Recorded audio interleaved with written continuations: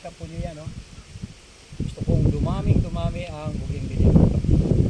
Kaya dahil sa ito ay baka mamatay, ang gagawin ko po ay puputulan na lang ng bukit.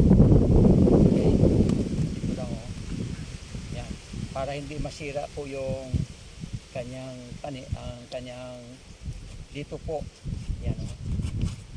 Pinuputol po ang pit niya, no? Yan, oh. Yan. Yan. Kikita po yung putol ng pit. Sorry. Yan, oh. Ito na po.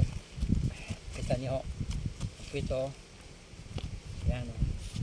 Ngayon, ihuhulog ko ito dito sa butas. Pagkatapos ay bibiyakin ko ito at bunutin. Ganito po ang pag-transplant. Okay, ihulog ko na po ito. Yan. Okay. Ngayon, narito na ito para matambakan po ang paligid at makaugat. Ito po ay bibiyakin. Yan.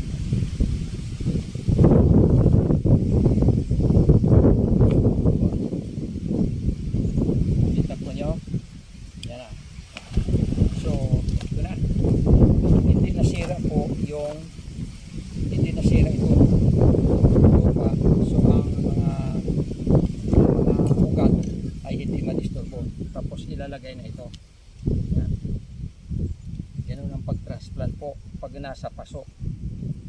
Kasi kung ito'y mawasak, may expose yung mga ugat na mga mura, kukupis po siya, malalanta. So ngayon, hindi na po siya maghiwalay kasi narito na siya. Napaligiran na siya ng lupa, tulad dito. So hindi na siya maghihiwalay. Hindi na siya madidisintegrate. So ito na.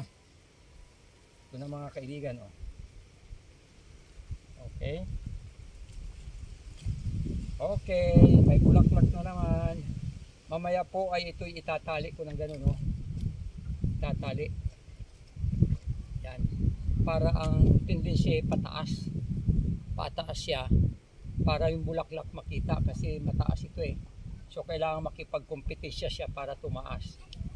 Pag ito'y tumaas ng tumaas, lalampasan po ito kasi ito kontrolado eh dahil nasa paso, hindi pwedeng magtaas siya.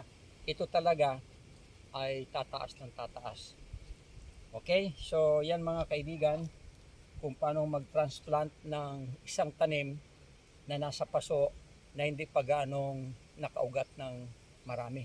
Bata pa po ito, oh.